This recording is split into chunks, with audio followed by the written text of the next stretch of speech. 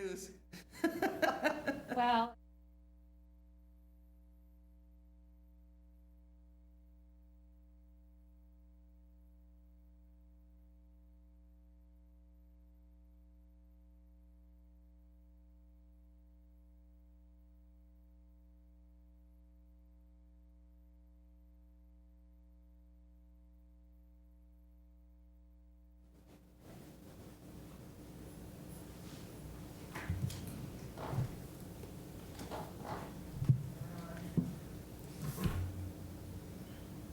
Okay, well, we will call the meeting to order.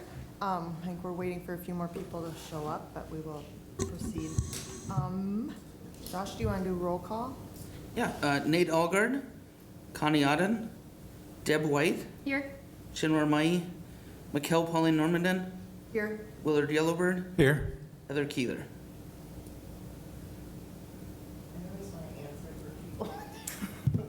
Not here. So we won't do the approval. Citizens to be heard, I don't see any, so we're good there. Guest speaker, we'll start with Jerry Christensen from Freedom Resource Center. If you want to come up and.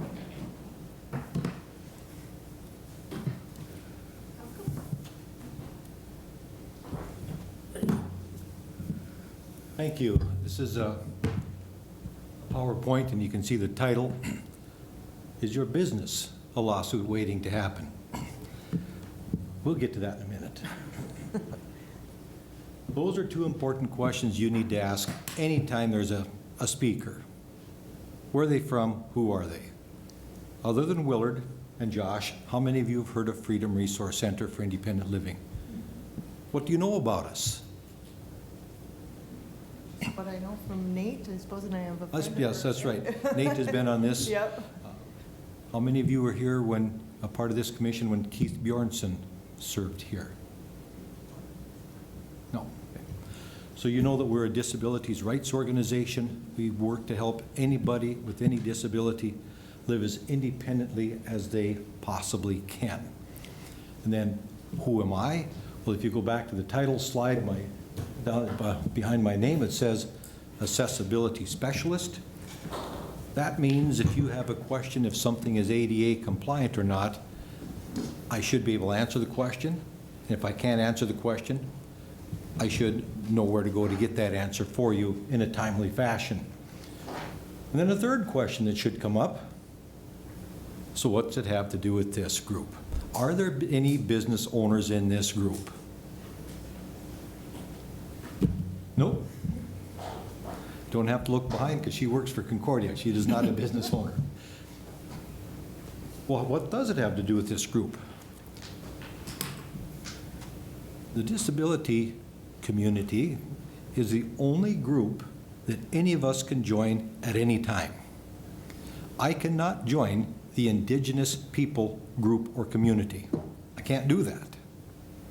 I cannot join the English language learners community because I've known it all my life.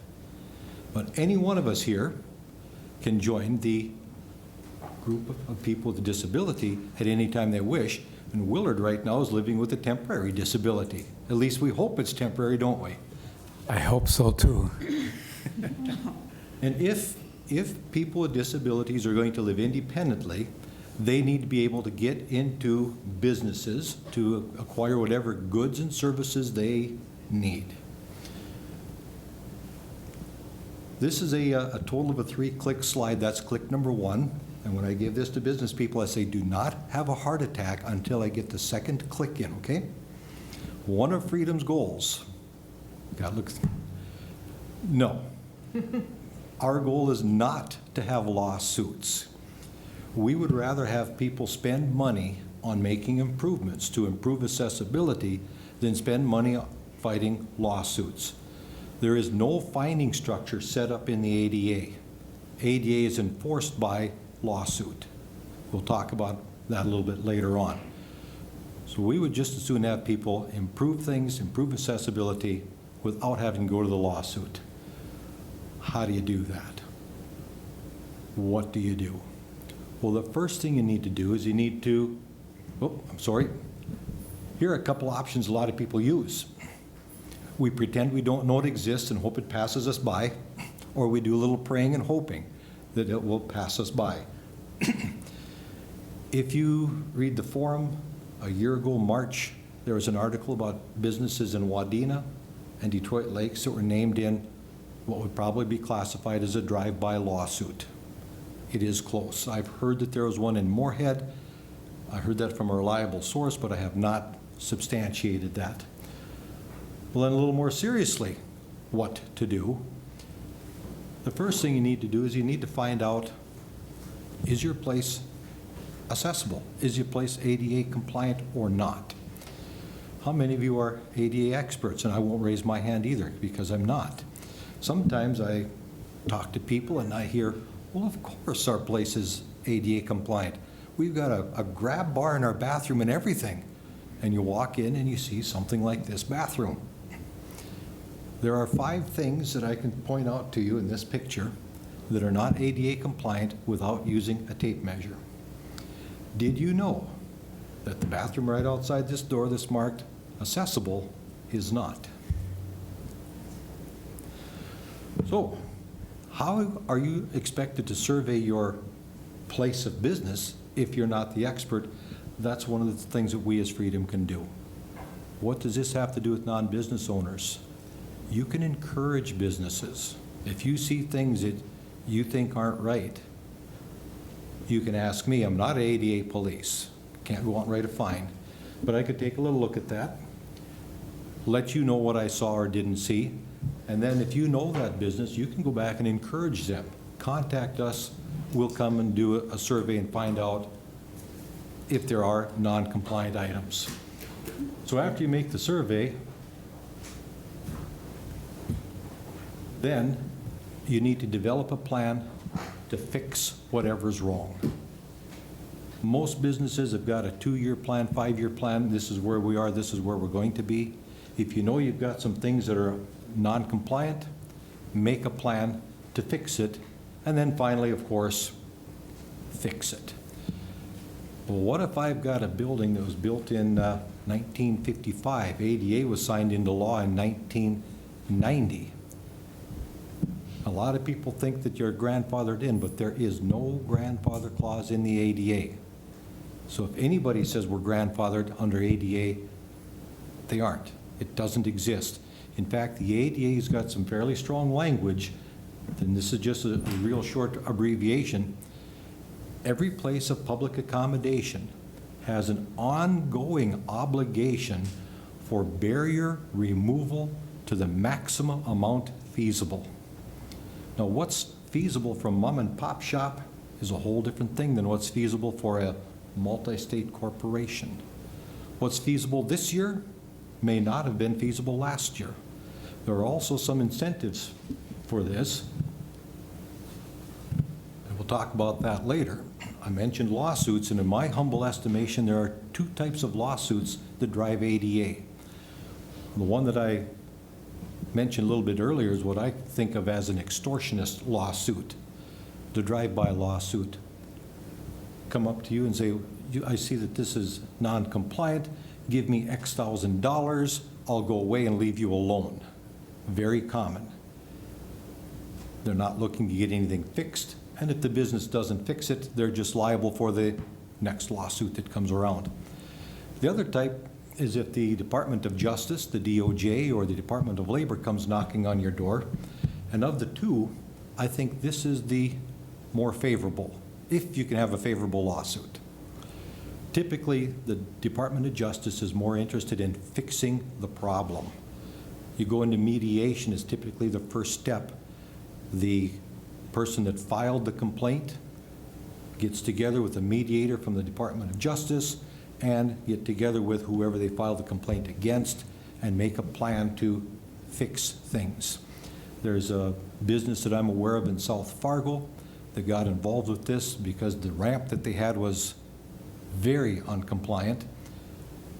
Had the contractor followed the building code, they would have had a compliant ramp the first time it was done, but the contractor did it once, then the contractor came back and did it again. Then he threw his hands up in the air and walked away, and a third person came in and did it. Now, I mentioned building code. There's nothing in the ADA that isn't in the building code. In other words, everything in the ADA is in the building code. So our building inspectors, they're not ADA inspectors per se, but if they're doing due diligence, anything they inspect should fulfill all of the ADA requirements.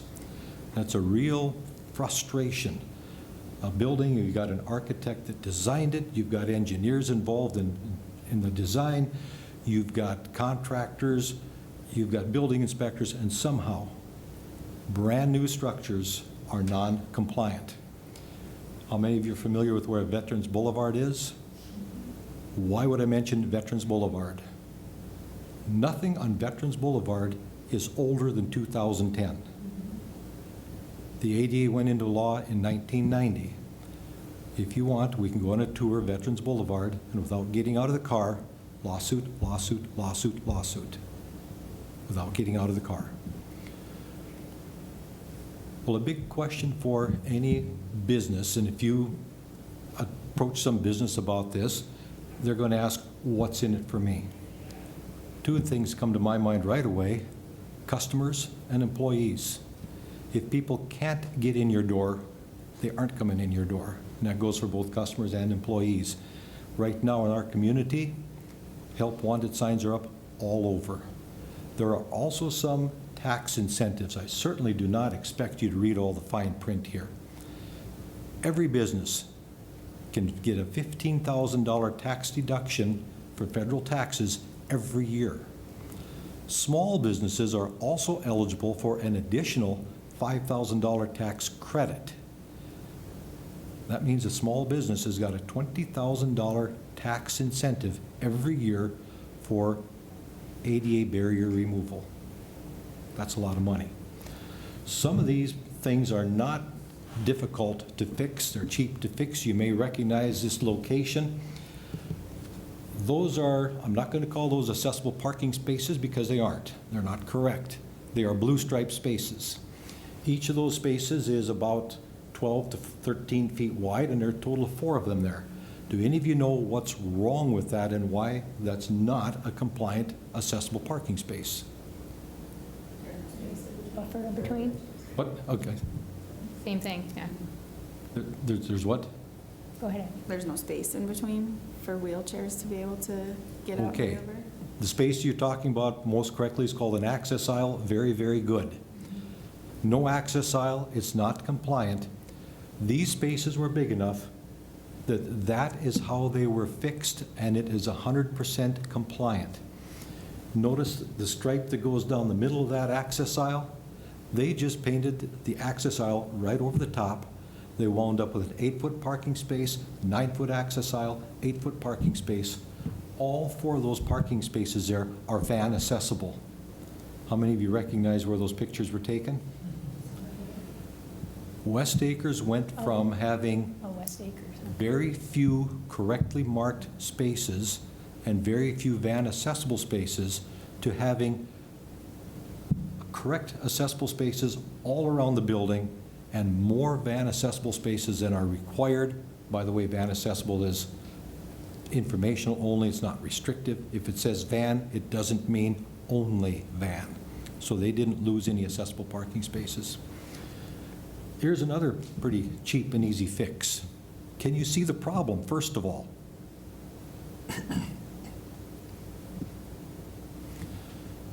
Right in front of the button. You saw the button to open the door, and there's a, how does somebody get to the button? Automatic and power doors are not required by the ADA. Some states, North Dakota's one, requires power doors on buildings that are more than 7,500 square feet after, I think it was 2013 or 2015. But if you do have the power door and the button, you have to have access to the button. This is a cheap fix. Train your staff. It's very common to go into bathrooms and find garbage cans in poor locations that are reducing access to sinks, paper towels, doors. On this next and last one I've got to show you, it doesn't matter if you have a disability or not, you have to think ahead. Yeah. I took that picture and I can promise you, there was not a toilet paper dispenser on the other wall. How did these things pass? I don't know. So coming back to, what does my presentation have to do with this group? What would I like you to take away from this? I'm not expecting you to be ADA experts, but if you see something that you believe is not correct, if you want, ask me, I'll go with you, we'll take a look at it. And then, if you know that business, approach them and know that there are tax incentives to help with this. And that, my friends, is all I've got for you. And there's my contact information. If you'd like a business card, I even brought some of those with to this meeting. Any questions, comments? Okay, so you talk about the tax incentive. Is that the same for Minnesota and North Dakota businesses? Those are federal tax Okay. incentives. Yes, thank you. When you have seen, I'm thinking about this from a city level and just would love your suggestions on when cities do well, what are the kinds of things that they're doing to really make sure that, like the fact that you said we've got these big development projects that happened in the, just in the last few years, and they're not compliant. That clearly, even with the laws that we currently have, it's not being enforced. And so what should cities be doing that they're not doing? Start with that. Start with that. What could cities do? A part of it, I believe, is building inspectors need to have more teeth. I have a friend who's a building inspector in Minnesota, and he said that there have been different times that his job has been threatened, that he has seen something, and not necessarily ADA non-compliance, but building code in general non-compliance, and someone, city level, has said, you sign that certificate of occupancy or you go look for a new job. So the building inspectors need to have more teeth, and unfortunately, some building inspectors perhaps are very well versed on what the electrical code says. Maybe they're not so good on plumbing, and maybe they're not so good on the accessible part of it. They need to be well versed on all parts of it.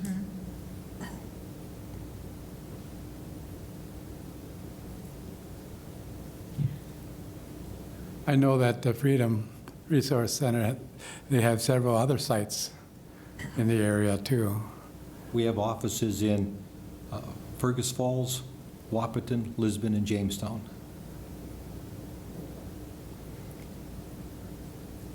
How do we change, this is kind of a broad question, but how do we work at changing our culture? Because I think that, first of all, there is this, when we talk about compliance, it really has that connotation of just, let's do only what we absolutely have to, and sometimes not even doing that. And how do we instead develop a culture within our community that really looks at it as this is the right thing to do, and that we want everyone to be welcome and to be able to live full lives, and this is, why wouldn't we do that? I knew the answer to that. We would all be sitting on my private island, but it has to happen one person at a time. The city of Moorhead is truly blessed in some people they've got working with them. There's a city engineer, Mr. Jonathan Adkins, we'll mention his name. That man is a true gem in the city of Moorhead as far as working on the public rights of way. The parking lot by most businesses has nothing to do with the city, but the street parking, the street crossing, the street sidewalks, that's the city's job.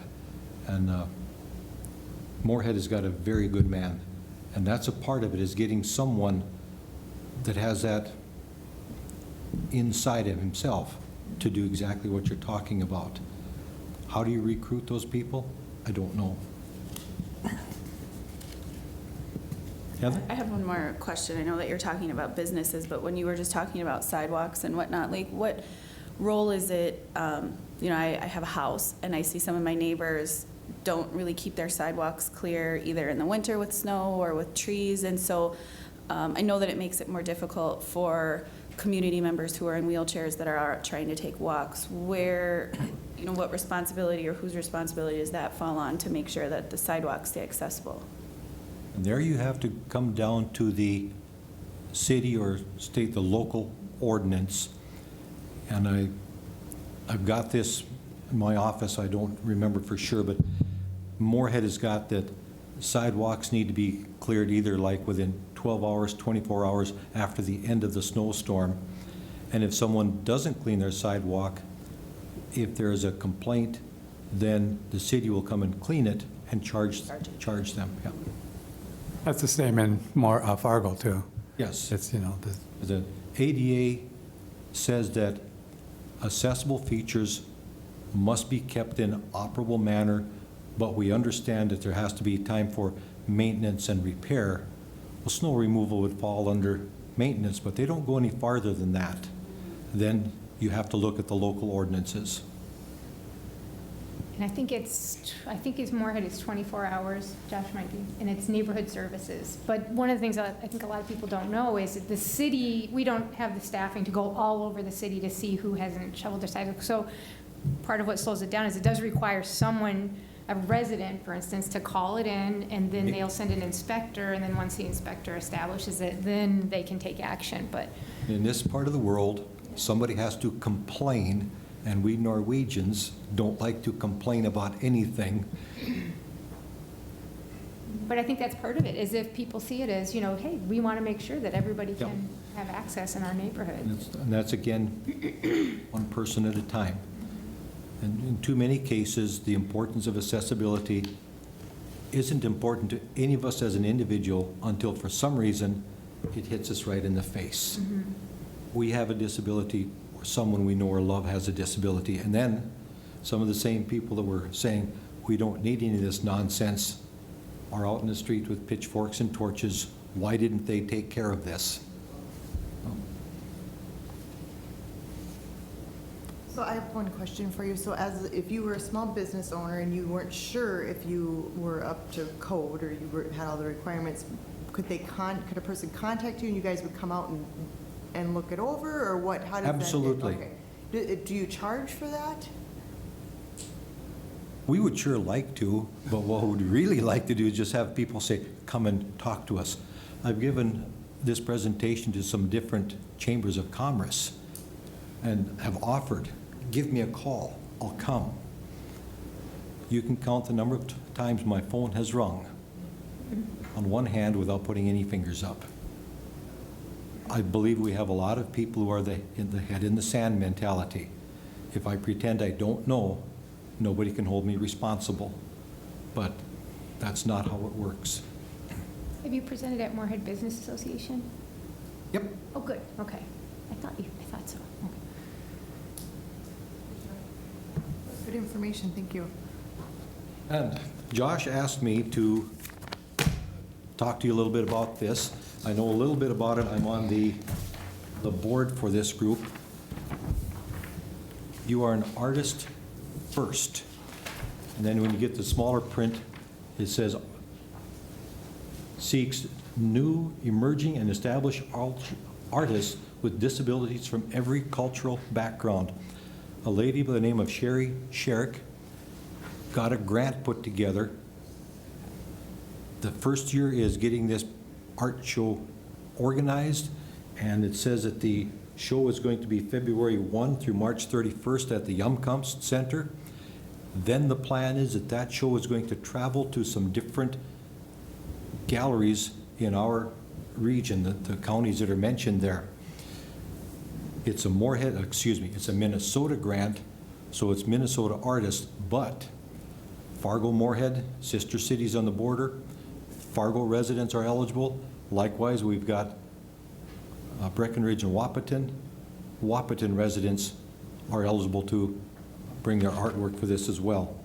So if you know of any artists who are interested,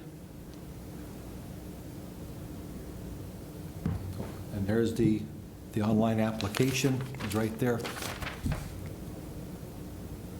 Take that, hang it up. If you want more of these posters, contact that URL and Sherry Sherrick will jump all over that. guessing it says all, that includes our youth as well, right? There might be an 18-year-old limit on this. I'm sure it says that online, and I apologize, I should know that answer, and I don't. Okay. And one of the reasons they chose that title, Artist First, is they didn't want this to be advertised as a disabled artist show. You are an artist first who happens to have a disability. And that was where that name came from. And they wanted to be sure that disabilities from every cultural background. It's not just those of us who were born and raised in this part of the country and happen to be Northern European. One last question to ask you before you leave. So since, you speak with a lot of people in the community, are there particular things that you have heard about Moorhead that we could improve upon? Moorhead doesn't have anything unique as far as like accessible features. When ADA was signed in 1990, nothing was accessible. So every community was supposed to put together a transition plan where they would study and find out what isn't compliant and then put together that plan, the transition plan, so that by the time we get done in so many years, it will be compliant. Pick a street in an old neighborhood of Moorhead, 10th Street when you get up north of the jail. Probably nothing compliant there. But those streets are scheduled to be replaced, reworked every so many years. When that happens, then it should be brought up to compliant.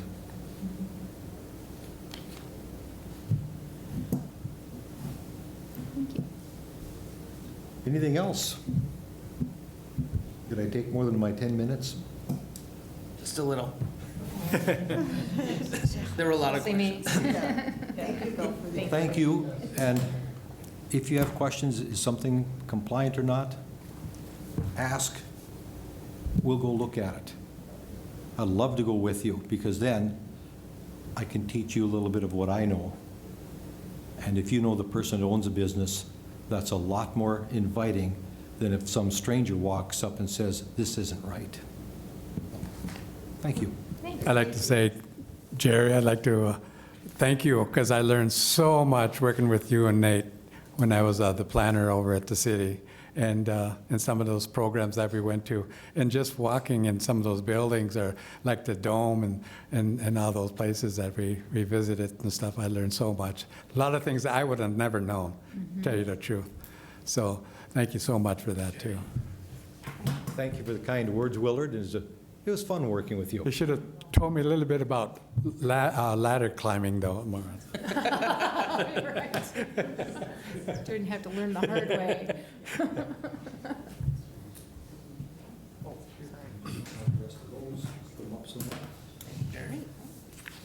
We'll see you another day, I hope.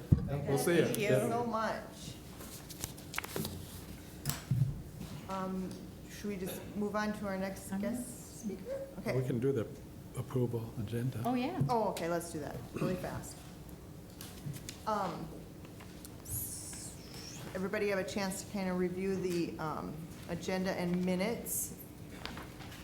Minutes from the June 19th, 2019 meeting, and the agenda for July 17th Human Rights meeting. Move to approve both. I'll second them. All those in favor? Aye. Aye. Opposed? Hearing none, the minutes for the June 19th, 2019 City of Moorhead Human Rights Commission meeting are approved, and the agenda for the July 17th, 2019 meeting is approved. All right, now we can. I'm sorry, I know Josh told me your name. How do you pronounce your name? Yeah. Nice to meet you. All right. Do we need this? Do we need it? Yes, you do need it? For Okay. Pull it closer. Because you get to be on Oh, public, yay. Yeah. These little cutouts public here. access to. Yeah.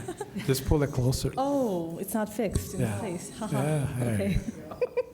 All right, great. Oh, that was funny, okay. All right, well, thank you so much for having me today. I don't have any fancy PowerPoint or handouts prepared for today. I thought that it might be more, I don't know, powerful, meaningful for me just to chat for about 10 minutes. Deb White had initially invited me to come speak about a bystander intervention training that I've hosted with her a few times.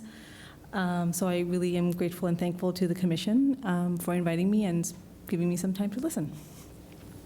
I also want to say that, so my name is Amina, and I work at Concordia College, but I am here as a side gig that I am starting up, and so I don't have business cards yet because I'm still struggling with logo. But what I'll do is, Josh, I will send you my email address and phone number, and then you can share that out with the commission. You can contact me that way. All right, so I'm an excellent trainer, and I don't feel nervous, but sitting down and talking to people makes me really jittery, so I apologize. And also so that I stick to my 10 minutes, I had written up a little bit of a script, so I'll just kind of follow that. All right. So just before 1 a.m. on a January night, 2 graduate students from Sweden, Carl, Frederick, and Peter, were riding their bikes along a path on Stanford University's campus. Peter noticed a movement near a dumpster. A young woman was laying on her back, and there was a guy on top of her. Peter assumed that these were just 2 students making out before he realized that the woman wasn't moving. So Peter and Carl Frederick approached the dumpster and yelled to get their attention. The man started running. Peter went after him. He eventually caught and tripped the man. Police was called. The young woman lying next to the dumpster was indeed unconscious.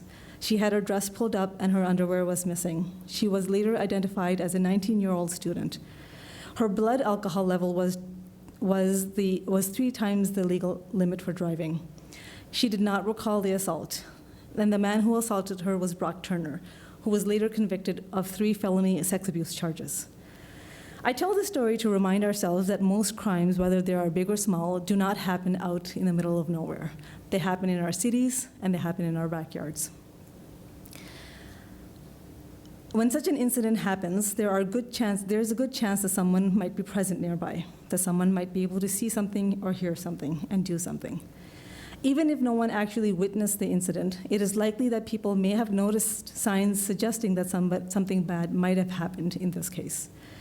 The story of the attempted rape at Stanford University has a somewhat okay ending, in the sense that the crime could not be completed, thanks to 2 bystanders who recognized that something was wrong. They took the initiative to do something, and they intervened, and then they stayed behind until help arrived.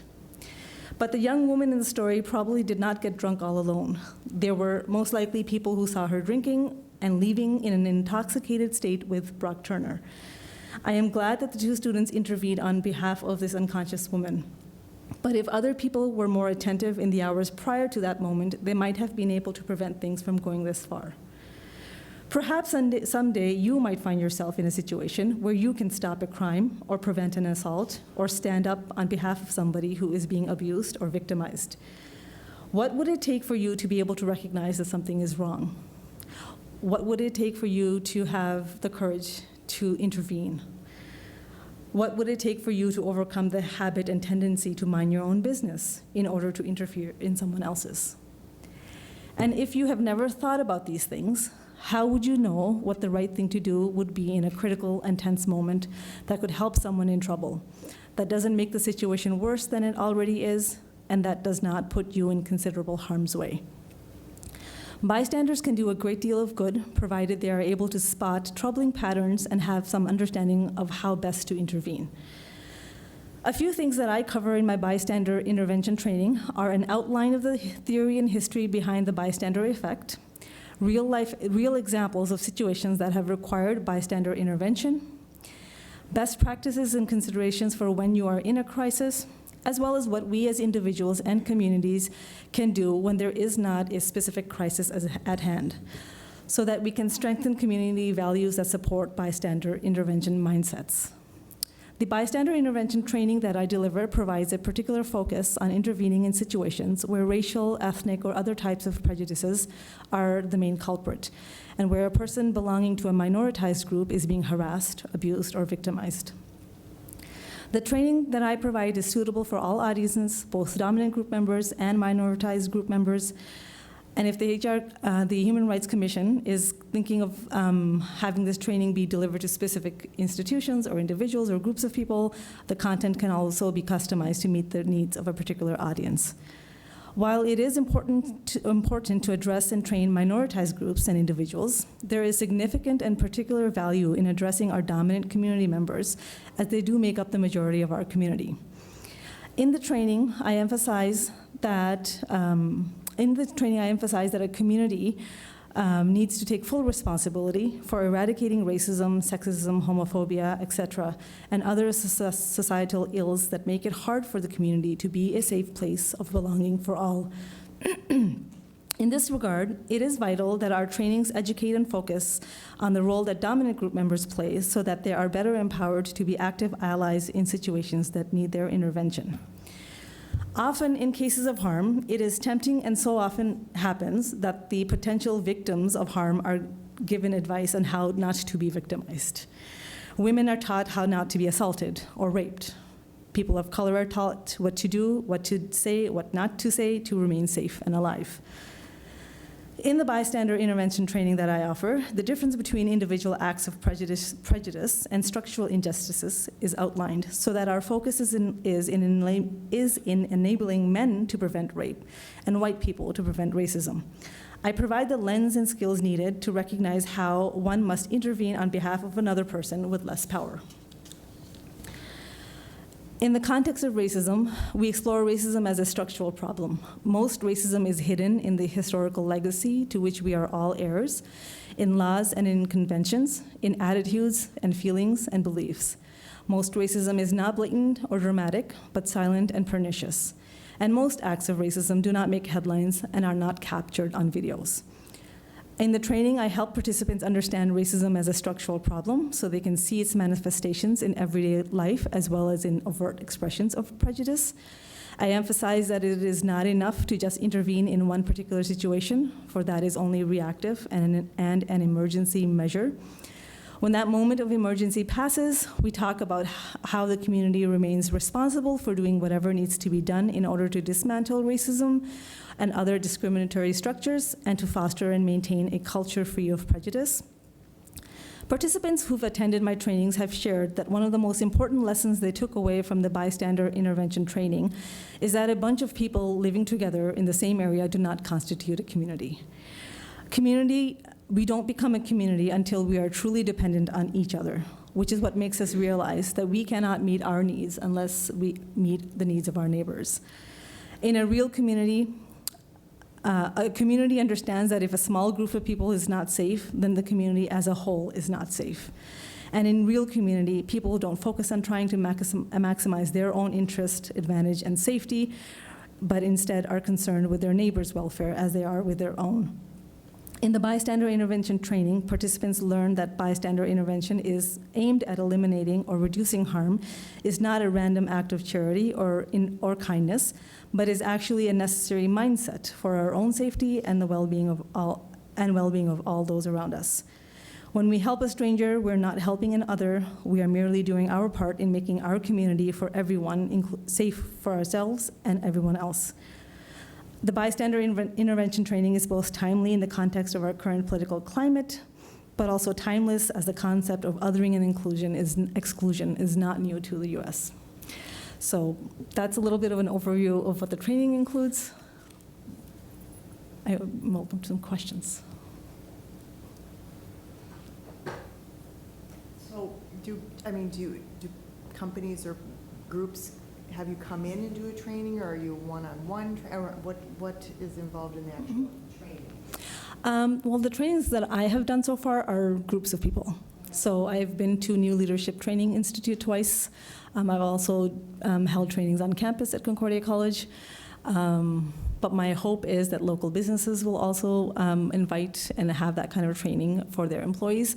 People have often asked me, how is a bank institution a relevant place for bystander training? And my answer typically is that 2 Augusts ago, we had a woman in a Walmart parking lot scream racist remarks, and 3 Somali women. And I remember the day of hearing of that happen, I went and visited the business. It was like a really tiny accounting office, and they were overwhelmed. They were overwhelmed with the media they were getting, and overwhelmed with the phone calls and the demands to fire her.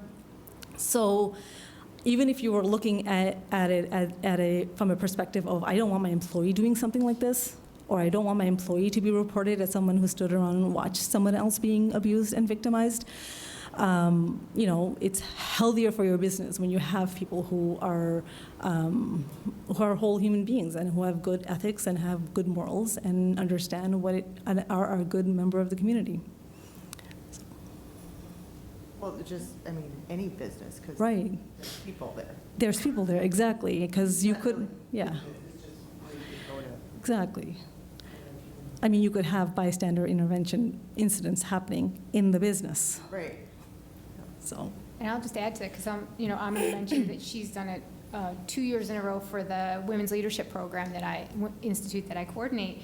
And part of this came about because of a hate incident here in Moorhead. And so there was a woman who was verbally assaulted in Hornbachers. And no one, except for finally one employee, intervened. And all of these people witnessed this, and nobody did anything. And so this guy was harassing her. She was with her small children, and I was really shocked by that nobody stood up and tried to step up to assist her, to be by her side, to be an ally. And so we started talking about in the leadership training, how do we, if we're talking about important leadership skills, that how do we help build it in our leaders so that people are ready to help to change the culture within their community. And also, I think part of it was this recognition that sometimes there are incidents where people just feel unprepared and they don't know what to do and they're faced with a situation. So how do we mentally prepare? If you were in a store, if you're in Hornbachers and you see something like that happen, what could you do to be helpful? And I know in the training, that's a big part of what Amina does, is talk about some things that you could do that would be helpful and some things that maybe you don't want to do, that could actually escalate the situation or put the person in greater harm or things like that. But some of it is just having that conversation and, of looking at how do we change our culture. And I'll just say that I felt like that was why it seemed really appropriate for our commission, is that we talk about the fact that Moorhead has taken the position that we are an inclusive community. Well, what does that mean? And again, it's more than just making a proclamation. It's how do we actually live that and create a culture where everybody is welcome and accepted and celebrated. Thank you. Well, I have things, because I always have things. Okay, you can go. How long, how much time for the training? Okay, that's a good question. I have typically done mini trainings. I call them presentation/trainings. It feels weird talking to my facing this way. Okay, He can all see right. you on the TV. Okay, that's fine. An hour and a half, I feel like, is the minimum. Anything less than an hour and a half is very difficult to tackle and get at, because when you talk to cisgendered white people and you want to talk about structural racism or structural issues, it's important to unpack some of that so that we don't have guilt and defense and shame surface and arise. So I want people in the audience to learn, and then also I want them to engage in some form of hands-on activities. I can easily see this being a 4-hour workshop where we actually went into a lot of details and then maybe worked through a few mock scenarios. So. Okay, my turn. You talk about doing it on group settings. What do you think a healthy size is? Because I know sometimes if you do presentations that can be so personal, having a large group, what's a approximate size that you feel like groups would be? So I think I'm pretty comfortable with, like, what is your size, like 45 people at the new, yeah. I think 45 to 50 is kind of the maximum, because I do break people up into small groups and kind of facilitate the work, the activities that they do with the mic, and so the groups kind of do the work and the activities on their own, and then we come back to large group. And I think that when you think about smaller groups, I feel that anything less than 8 becomes too insulated and people don't want to talk. So I feel like 8 to 50 is kind of like the ideal size. The large size 3. Yes, Yeah. it is. Okay, so the other part is, when I hear this, I'm really appreciative of the work that you are doing. It aligns a lot with the work that I think is really important in our community, but I think about our youth, and I think about, if you think about the misuse of learning what alcohol can do to your body, what intake of drugs can do to your body, our youth is really important. How are you approaching the schools on implementing this in, like, the high school, kind of as we talk about, like, preparing yourself to go to college? I think this is a really important conversation to have. Have you approached the schools at all about it? I have not approached the school. That's actually a really good idea. Like be part of like a senior. Right. Yeah, I mean, yeah. it's just I just think that would be a good time frame for people, and I think parents would buy into that as this Okay, yeah. preparation, because we talk about college and career readiness as more than Yes. just the academic Exactly. preparation. Yep. And so I would be willing to partner with you in that conversation, because I think that it's extremely important, even Awesome. if it's just through an Indian Ed Yes. program to begin with. But Absolutely. also thinking of, like, our homeless shelters and whatnot, and how they might find themselves in situations that they could use this support as well. Okay, thank you. And then That's my a good last idea. question is, where's your collaboration with law enforcement in this? So, to be honest, I will say that I'm just starting out and have not thought about law enforcement as a partner just yet. I feel that law enforcement end up playing the role of being bystanders, even when they're called to a situation. So for them, the training I would see would be really important and pertinent. I think that to get buy-in from law enforcement, there would need to be some sort of a link and connector other than just me approaching them on my own. Isn't that kind of what what this link That's what I would hope, like the could Human be Rights to Commission help, could do. because not only them buying into it, I think there comes to mind a couple of situations that I know somebody didn't say anything, maybe because of their own situations with the law. If they're the ones that are making a phone call to report something, Yeah. what safety factors would the reporter have to know that they're kind of excluded then? I mean, they're doing like a good citizen deed to help save person A, but they also maybe don't want to put themselves in a situation that is uncomfortable with the law enforcement. So that's why I think having law enforcement really buy into this and be a part of this is important. And I don't know what we have or what resources we have to help connect that conversation. Yeah, no, I think that would be really valuable. And even just looking at some of the barriers of why there are situations where people may not feel comfortable contacting law Yep. enforcement. Yep, that's actually fantastic.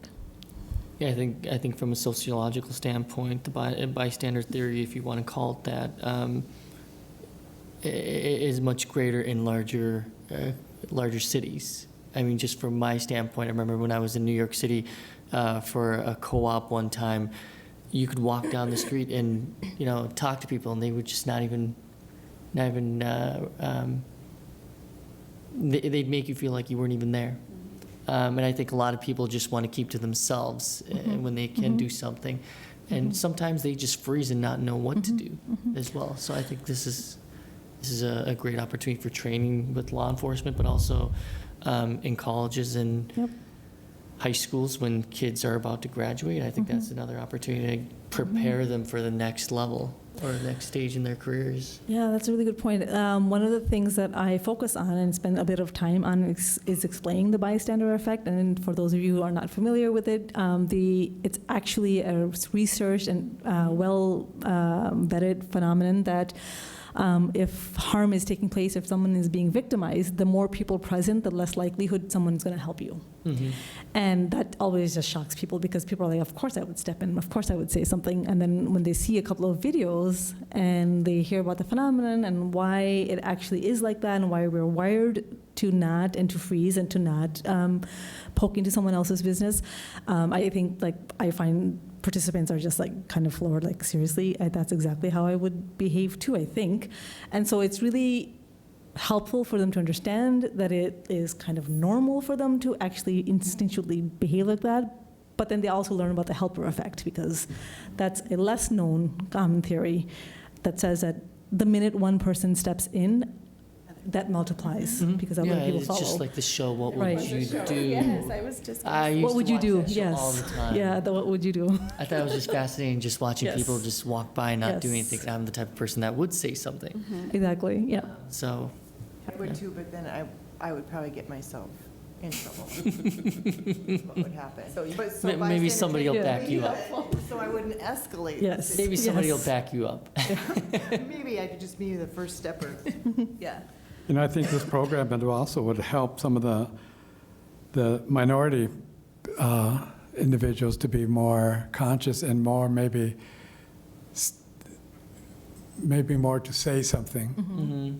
Because more, I know in the Native community, they would probably kind of stay back and not say nothing, thinking that if they start saying something, what's going to happen? Well, I'm going to get arrested too. Yep. They'll find I'm just something trying to on say me. that. And then what it becomes. But I think if they may be a little more comfortable, and I would think I would like to see with something like that, maybe the natives will still say something, but the non-natives step up and said, hey, we're the ones. I mean, come on, you can't be doing that to the native or to a minority Right. and stuff like that. And then once you have a leader in that sense of helping a minor, then I could see a lot of natives or a lot of minorities says, yeah, listen to him. I think piggybacking off of what you said, from my education background, community policing has become more and more prominent in law enforcement, and I think this could be a real opportunity to implement some type of training that you offer with community policing to make people more comfortable in talking to police. I know myself, whenever I drive and I see something strange happening, I pick up the phone. It's just like, really, 911 doesn't know who this is? Because I call so often.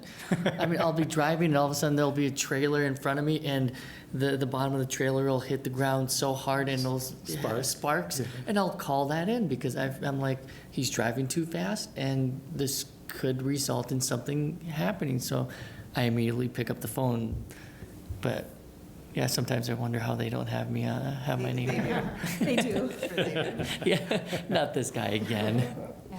Well, and I'll add, I think that's why it ties in well with the idea of just working on building community, because I think that, when we look at what happened at Hornbachers, or even, the issue of not, calling it in when you see issues when you see a sidewalk that's not accessible. Well, if it was your grandmother's house next door and grandma, had limited mobility and couldn't get access on her sidewalk, you would probably do Shovel something it. about it. Well, you would probably, you'd do something, right? Yeah, I would shovel it too. Yeah. But we see them as an other. And, when we see a woman being assaulted in Hornbachers and we don't identify with her, be it because of our own, privilege that we or implicit bias, or that we don't see them as one of us, as part of that community. And so the more we can kind of break down those barriers, because I think if you saw it as like, that's one of my community members, why would I allow them to be treated that way? And instead we just sort of brush it aside and it's not my problem. Oh, they have to deal with it themselves. I think what just came to mind touches on both what our presenters talked about. We've got a neighbor about 6 houses down from us, maybe less, and I feel bad for anybody walking down the sidewalk because they have their sump pump hose about maybe 3 feet behind the sidewalk or west of the sidewalk, and it's always wet. And I can see people avoiding walking in that area, especially with people with disabilities. And they'll just go around the side. They'll have to go on the street and walk around, or they'll walk to the other side of the street. And it's really frustrating to see that when the guy can just go ahead and get a ditch witch, and then just take the sump pump or hose underneath. Get CVP piping and put it underneath the sidewalk. It's really frustrating because you're like, really? I mean, it's not a hard job, and you could make it so people have more, make the sidewalk more accessible. But, You'll have to let us know when you get your business cards up and running. I will, yeah, I will. But don't wait for them before you No, start no. using my services. Yes, I will. I'll shoot you an email, and then, and then I am in touch with Deb, so when I do get those, So I do have, together. did you say, I guess I missed, but is there a fee for, like, per participant in this? Are you grant funded so you can provide these to the community? So I'm an LLC. I'm not grant funded. So one of the things what that means is that I can't apply for the nonprofit type of grants. So I'm not a 501(c)(3), whatever, which is a requirement for a lot of the grants that you would apply for. I am currently, so I have a schedule of fees, and most of the time when I am working with someone, I look at what other services, how often do you need it, what kind of a group is it, what size it is, and so it's like a sliding scale for me. Yep, so once an entity is interested, I can put together like a bid or a proposal. and what's your background? Background as in like education? Yeah. I have a undergrad degree in human biology. I was supposed to be a doctor. My parents didn't know that I was a germaphobe, so that didn't happen. And then I have a incomplete master's. I didn't do my thesis in sociology of religion, so that was probably more of my passion. And then I have a learning and development background. So I worked at Discovery Benefits for about 7 years and was their learning and development person, developed their onboarding and training curriculum, and then teaching their new employees at Cobra and FSA, HSA benefits type of stuff. So I think teaching is what comes to me naturally, and then I work at Concordia, and a large part of my job is trainings for students. Yep. I'll also mention that you've done trainings in the circle process, too. Yes. Yeah, and but another one, it's a really valuable tool that it's used a lot in restorative justice work, as well as lots of other places of allowing sort of everyone to have a voice and bring people together.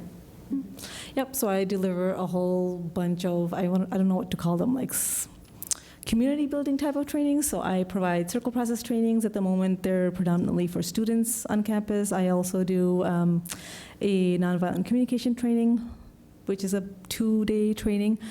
I've done that for about a decade now, and I've never charged until very recently. So I've done that pro bono for quite some time. And so there are other and then life coaching is another thing that I do. Yeah. Thank you. Okay, thank you very much. Thank you both. Yes, thank you for Thank you. having me. This was wonderful. Thank you. Don't forget your shoes. I know. Called you out. All right, we'll see you guys. Bye. Thank you. The next item on the agenda is Pride in the Park. I don't think we need to spend a bunch of time on it. Basically, we have a booth. If anybody wants to work it. Do we have a sign up? Split up We did, what? Do we have a sign up sheet? No, not yet. We need a sign-up sheet. I'm not sure what the hours are. It's right on, Oh, I did. you guys can decide right now if you guys know. Yep. It's on the back. Okay. We've got the booth. It's August the 11th, the 10th. Saturday the 10th from 11 to 4. And I believe you can start setting up at 10. Right. Do we want to split it up into shifts again like last week? Yes. I have something going on that day, so if I can do the early, 11 to 12, I mean, if we each want to take a time, I don't know, last year, I know that we had also brought it to the city council. Oh. I think Sarah had mentioned it there and asked if anybody wanted to come and just hang out and help out. I can definitely bring it up at council on Monday, and unfortunately, I will be out of town that weekend, so I won't That's be fine, able and to I be there, know- but I would be happy to ask my other council members. if they Yeah, could so do we had a table there and I think there's a banner somewhere. I think there might be, I'll look for that. Yeah, so I mean, I can go and set it up and then start the morning out. We brought, I bought a bunch of waters. Hot Had 'em in a last cooler. It year. was so hot. Tattoos, I think. And I had ordered some tattoos, so I'll get those tattoos, but I think Sarah had brought some water, so if you guys wanna just Mhm. donate water and put them, I'll have a cooler there, we can throw them in a cooler and. The smaller one works. The small bottles of water work great. Yeah. Could we do ices? We can, but if we're gonna do them, we need to get them now because there's not a icy in town that weekend. And Yeah. Well, and I have a freezer downstairs, so I can help with part of it. Do you want to just start an email that we, like with a chart that we can all sign up once we look at our schedules? Is that easiest for everybody than us like A scheduling, for the day? Like a yeah, sign up- scheduling app to sign up. Like sign up Genius? Sign Up Genius is Yeah, what there we you had go. last year. Yeah, Yeah. with both like time slots Yeah. and whatever tattoos, ICs, whatever resources each of us are gonna bring in. Because I know I have a shift for my other commission earlier, I just want to make sure that I don't. And then if you share it Do you- with me, we could share it with the whole Commission. council and Right. mayor. Mhm. Did you do hour slots or 2 hour slots? How did you do this? I was there the whole day last year, I think. It was hot, it was so hot. I think it was like an hour, I mean, it's only 11 to 4, and it does get very hot, so. Well, and I think an hour is fine with multiple slots too, so that, it's always nice to have a couple people at the table at the same time. Right. And if, Yeah, and I think that's how we did it, it was kind of like an hour slot, and then we had like two people yeah, per slot. there, and I came and brought my wife with me, and she helped out, and so if you want to bring somebody, it doesn't necessarily have to help out, that's fine. Do you have a canopy? Yes, so. Do we? I don't think we did. We that. had don't think it one does. because Mike I- brought one. If you don't, I might be able to get. I have one, well, Okay. I mean, I have one I could use. I'll have to make sure, let me double check on that, but that could be part of the supply. And Heather, if you can't, I might be able to get one. I just have to get it to somebody before I get out of town. So Sure. let me know if you can't get one. So Okay. I might be able to get one too. I have to check too. I might be out of town that weekend too, so. Where are you going, Willard? Huh? We had one. We did, but that was, Mike Oh, that's right. brought that one, from the welcoming group, so he brought that. But we were in the shade, I mean, it was like all the business, and there was a lot of, people running for offices and stuff. They all were kind of on a back strip, and, which was nice because it was all in one area, but it was more shaded there than. Yeah. so Oh, it it depends on wasn't- where they put you. It really, honestly, the canopy, it was so hot, it didn't really, the Matter. canopy did not matter. It Yeah, just I- trapped the heat. I remember the only difficulty I had early in the morning was finding out where our booth was. Right, so the booth is probably registered under the city of Moorhead, not Moorhead Human Rights, which is what I looked for.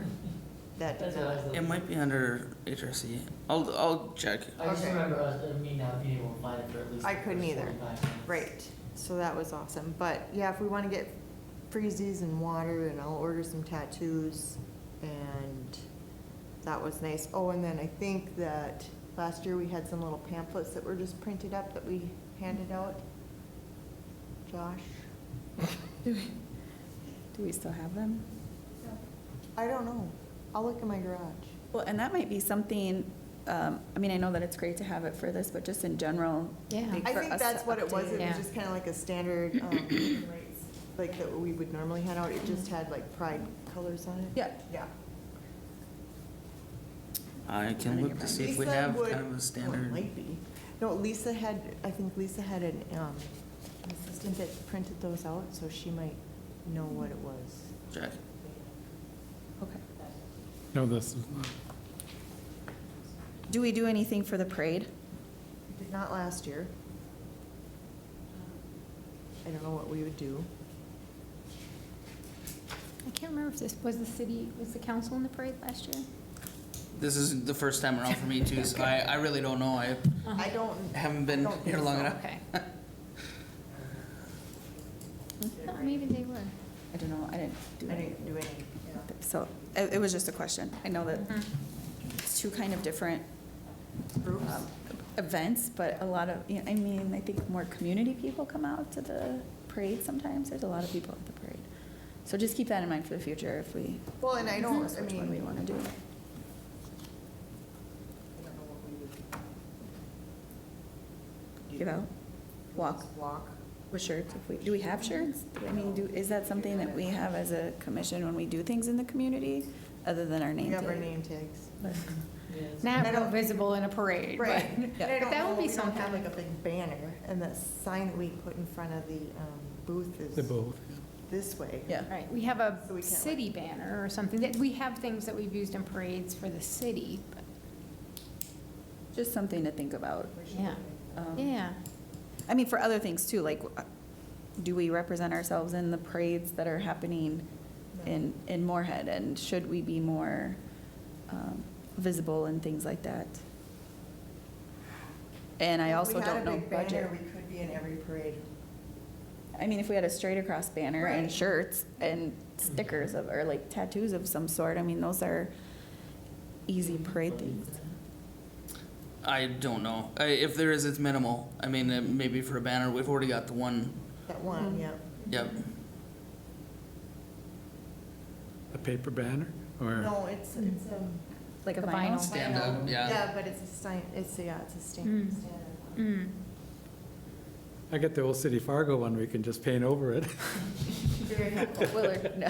Very helpful. Super classy. Okay. Maybe something to build towards for next Yeah. year is work on getting. I would like, I think that would be good if we could Yeah. somehow or another get a banner and we could do parades and not just Yeah. necessarily pride, just like all of them. Yeah, Yep. just for Because the every once in a while, visibility. in all the parades. I mean, I don't mind, but I think that if you're visible for your community, it gives us an opportunity, like, let's say we host a bystander training, or we want to share some of the information we're doing. I think parades are just really easy Oh, ways to get absolutely. information out and to I be agree. visible, so. I think the banners, I mean, been working with the city with the banners, with human relations over there and the city of, or the Native Commission. A lot of times, you get the banner out there and a lot of people say, I didn't even know they had a Right. rec program. Right, Because they seen that and said, I didn't even know they had it. Yeah. And it's been going on for the last 5 years. But they seen that banner and now the ones they said, oh, yeah. I mean, I think we should definitely check on that. Because I know, our group was out of commission for a while. Right, so it's kind of to like get the back re-announcement. into the, yeah. Reopening, or, Yeah. you know what I The mean? I don't know. Grand but- opening. Okay, Okay, all right. is that good yep. on that one? So we'll get an email, Josh? Yep, I will send out a schedule that Okay. you guys can fill out. and With share. materials that we'll be bringing and what the name is going to be under, so we're not looking for 45 minutes. Well, literally, the park's not that big. I know, maybe you were just wandering. He was. Well, and if you've got access to emails too, we can get there, find out where it is and send out an email to everybody. Right. I think we were just we text back and forth. Yeah. So, that was Okay. no big deal. And did it just people update? Do we have a resolution? Do we need to look at it, or how does that work, sir? The resolution is put together, ready to go. It's on the agenda for Okay. Monday. Meeting starts at 5:30. Okay. We don't know when, at what point during the meeting it's gonna happen. It is on the second half of the agenda. From what I understand, it's not a super long agenda, that night, so, I Pack a lunch. Well, Yeah, it's under administration now. So, Yep. because I know that, I mentioned this to Heather, that I asked the city manager if it was possible to move it up into the agenda earlier, just since we have folks that will be coming to it. And I found out today that wasn't possible. But, she said because part of it is there's, sometimes you never know from one meeting to the next how quickly things are going to go. But this one looks like it might be a fairly quick meeting. So if you're talking to people, you may want to encourage them to come at the beginning. Okay. Yeah. So So that they is won't one miss it. thing I wanted to talk about. And I also wanted to talk, so if the meeting itself starts at 5:30, and wherever we are on the agenda, I think we'll want to do a smudging before. And I don't know if we want to schedule that for 5:30 because we obviously know we're not going to be on the agenda at 5:30. But if people show up at 5:30, we could do a smudging because we can wait somewhere else and then somebody would let us know when our agenda item is up. Is that how it works? Or we all Well- just have to wander in kind of as Well, we get yeah. here? 'Cause Yeah, I mean, when it comes up on the agenda, it's time to go, and I think Yeah, what they we don't did announce it. what we did in Fargo is that, we did a smudging at least a half hour, even before. So a 5 the- o'clock smudging Yeah, downstairs. even before the city commission met. Yeah. And everybody just kind of waited until, in fact, we were way at the end. We were the last one on the agenda and stuff like that. So then people just waited and waited. And then when it was getting close to it, then they started streaming in and stuff. And The only issue would be the form. And so that's where, so it's not absolutely required, but they ask people to fill out a form and turn in before the meeting starts. So, and that's the one, it's out, if you're talking to people, mention this to them, that there's a form, as soon as they come in off the elevator, there's a desk there and it'll have the agenda and it'll have those yellow forms. And what they're supposed to do is fill it out, and then Michelle or whoever's filling, if Michelle's not City there, but clerk. the city clerk will be here at this desk, and then you give it to her, and then she gives all of those to the mayor, and that way the mayor knows ahead of time who wants to speak on which items on the agenda. And then when we get to that item on the agenda, he calls them up. However, if somebody, like, say somebody wasn't here at the beginning and they didn't, then I think typically at the, after he's read off names and everybody who filled out the form has spoken, if there's time, he might say, like, okay, is there anybody else who wants to speak? But that's But only it's- for the people, like citizens that are coming in to speak. It wouldn't be Yeah. like for us to right, to present. Not for you to, right, but if anybody If you wants to had- speak on, right. anybody, a citizen, not a Right. commissioner, Right. but any citizen, then it's good for them to come ahead of time and fill out the form and Right. turn it in. And I think it's the same way that how it happened in Fargo. Yeah. We had a lot of, some professors and some Yeah. leaders and stuff, sign up and all this stuff. So at the beginning, then all that stuff went to the mayor and stuff. And so Yeah. it was, Is that something that we can get, because I know that there's citizens that are going to come to do a bit of speaking. Uh-huh. Is there any way that I can get any of those forms prior? I mean, like, I can Have 'em take them tonight, with me today, and then Yeah. I can bring them back so that we've accurately filled out the forms. Oh, yeah, well, yeah, see why not? I mean, is that, I don't know why you couldn't take some. Yeah.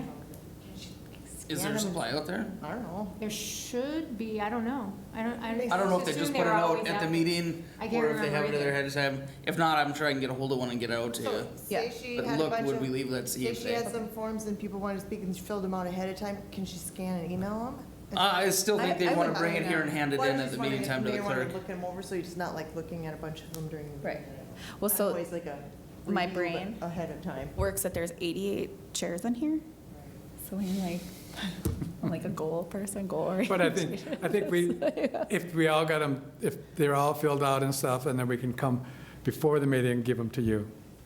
Yeah, or give them to Michelle. Or Michelle, though, who's there Yeah. like this. Yeah. If you've got a large number of people that are doing that, I mean, if you have a rough idea, you can let me know, because I can give a heads up before. about how many Yeah. people will be speaking? Yeah, if you know, yeah. Yeah.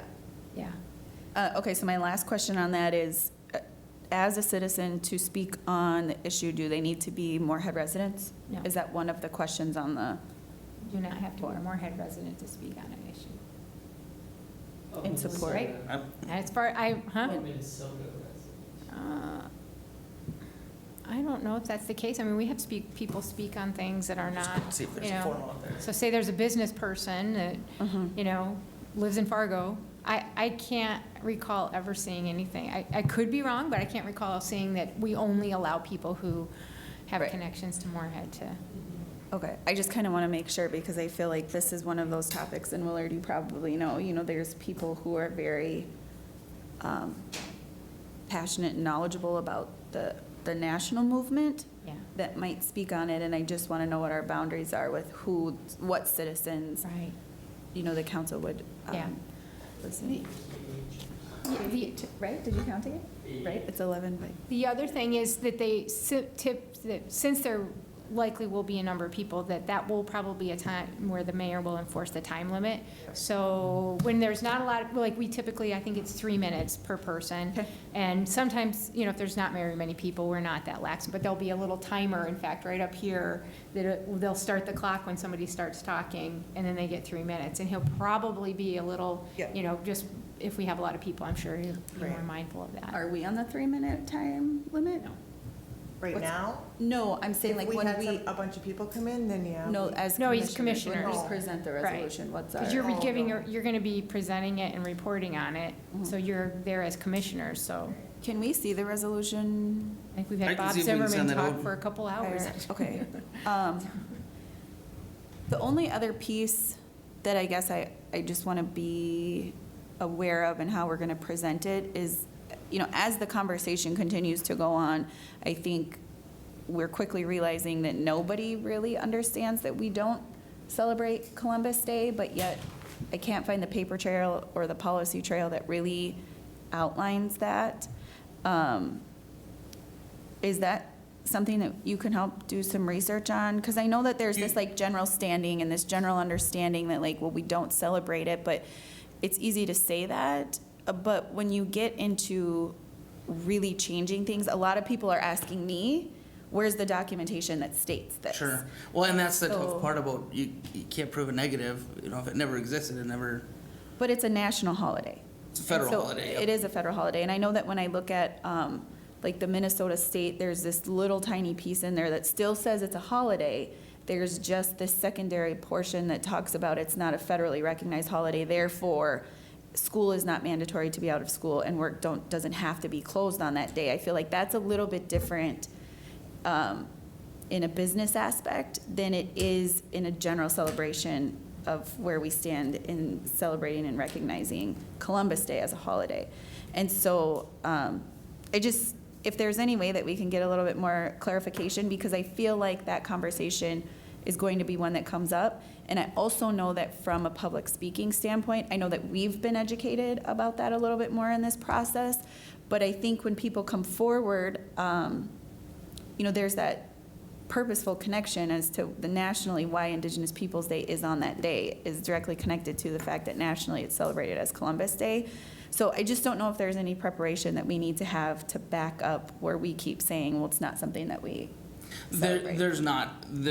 There isn't. I mean, in this process, since we started a month or so ago, we've looked, everything that we've had, we've found and provided the Cultural Diversity Day resolution. There are documents that we've created as part of this, so there's a mayor and council communication that goes with the meetings to give them some background on this and the recommendation that's made by the HRC. So that's kind of a quasi-official document from the city we could provide potentially. I mean, I think what we ran into some of those incidents in Fargo when we're looking for something, there was no policies in regard. However, what was documented was in the minutes. So that's, if you haven't found any policies, and then the verbal, the things, the issue was in the minutes, as that we found. It says, yes, it wasn't in policy, but it was in the minutes. And the minutes are documents and stuff. So if you get back to where they did the, changed it to that diversity day, I would go look in the minutes. And even there, though, I don't know that they changed it, they created. they recognized diversity it, day. Yeah. right?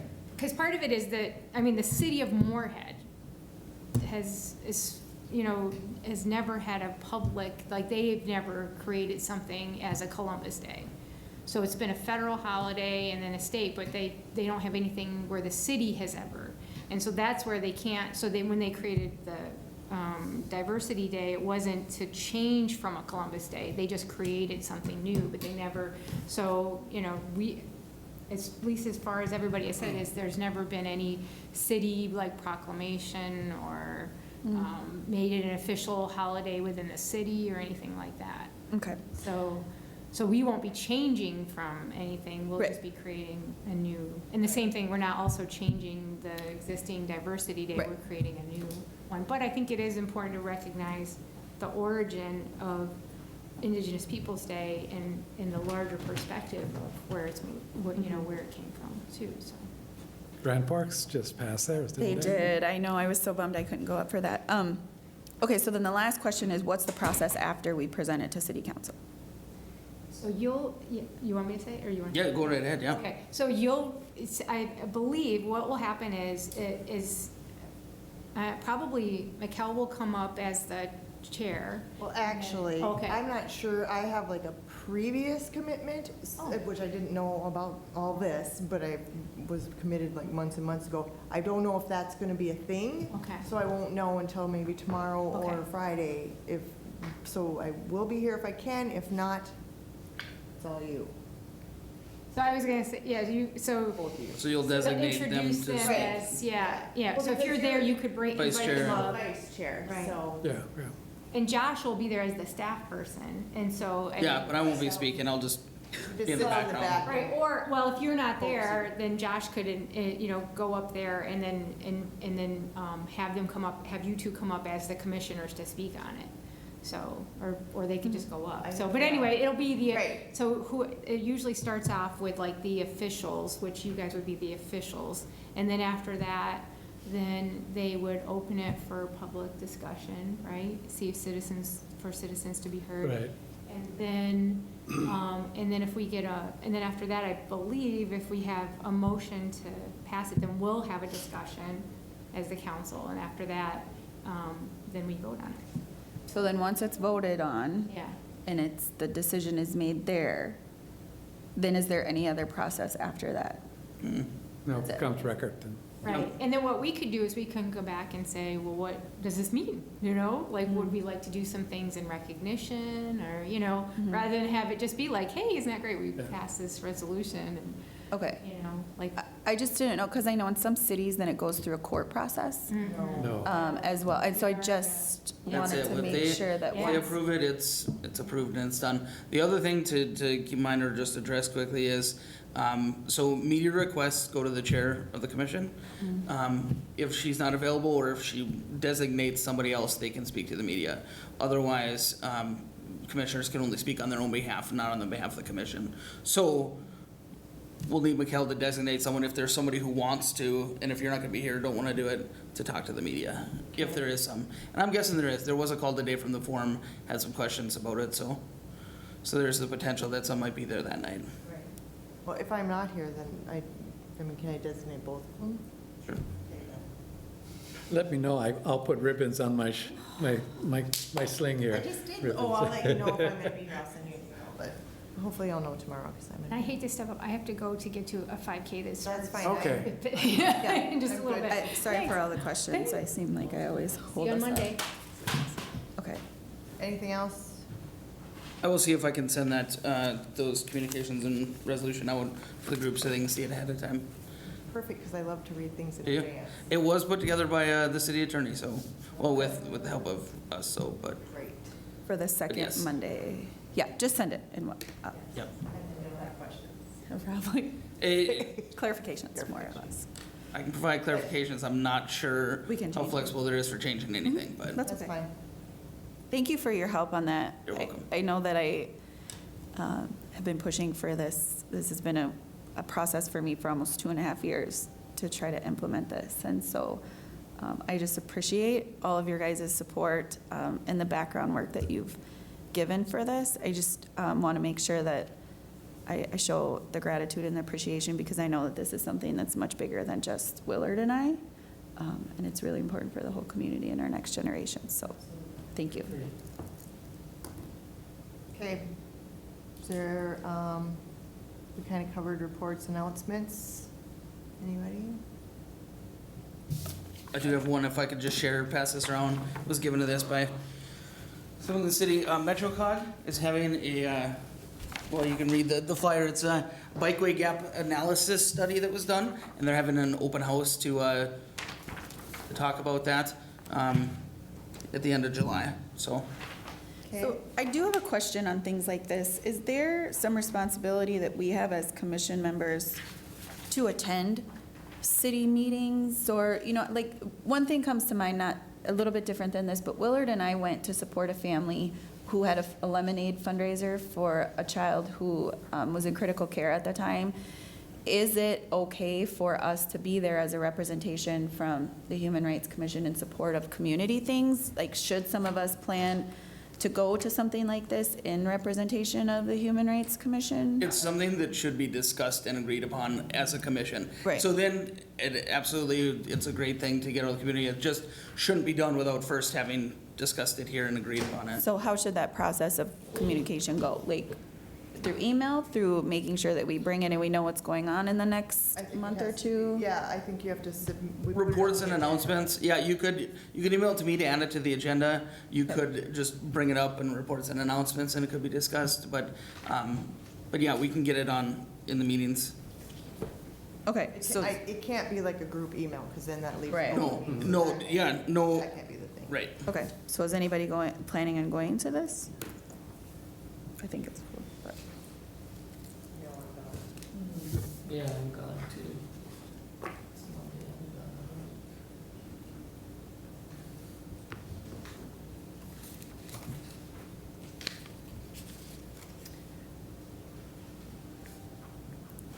Though it's really interesting, I don't know that I can go either. I just think that moving forward, when there's things like this in the community, it would be nice for us to have conversation about who's attending, or, you know, who then could attend and bring information back. No, I agree. That sounds good. Anything else? Do we have new business, or we kind of covered all that? Okay. Motion to adjourn. I make a motion to adjourn. All those in favor? Aye. Aye.